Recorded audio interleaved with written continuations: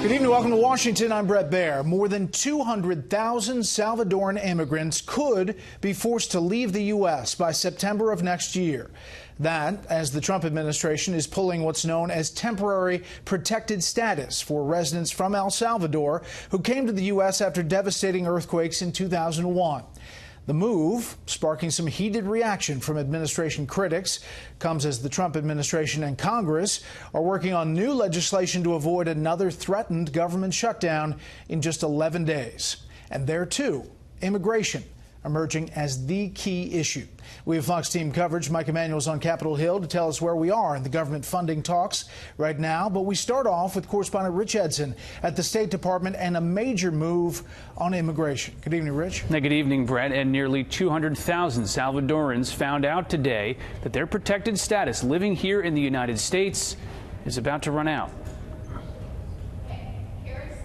Donald Trump! Shame on you! Donald Trump! Shame on you! After nearly 2 decades of extensions, the Trump administration says it will allow Salvadorans temporary protected status to expire, meaning Salvadorans who came to America after natural disasters in their homeland have a year and a half to leave the U.S. In January and February of 2001, 2 earthquakes in El Salvador killed more than 1,000 people. In March of that year, the Bush administration granted Salvadorans legal entrance into the U.S. under a humanitarian relief program that allows international victims of disasters and war to live and work in the U.S. until it's safe for them to return. Give TPS holders, once and for all, a path to citizenship.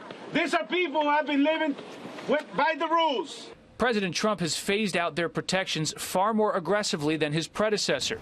Administration officials contend El Salvador has recovered from the 2001 earthquakes and, as they did with Nicaraguans in November, argue it's time for those citizens to return home. The name itself explains a lot of it.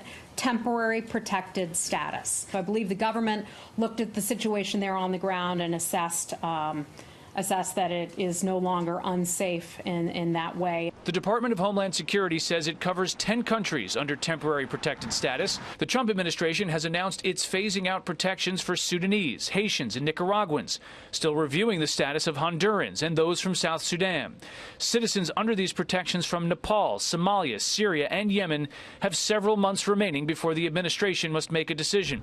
Democrats and even some Republicans argue these Salvadorans over the past 17 years have built lives in the U.S. The potential implications in the hemisphere, and particular in El Salvador, could affect us here in the mid to long term in a very negative sense. But I understand why they're doing it.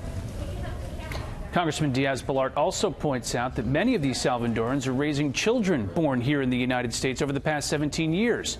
Those children are American citizens, and there's still a danger in El Salvador, he says, from drug and gang violence. Brett? Rich Edson, live at the State Department. Rich, thank you.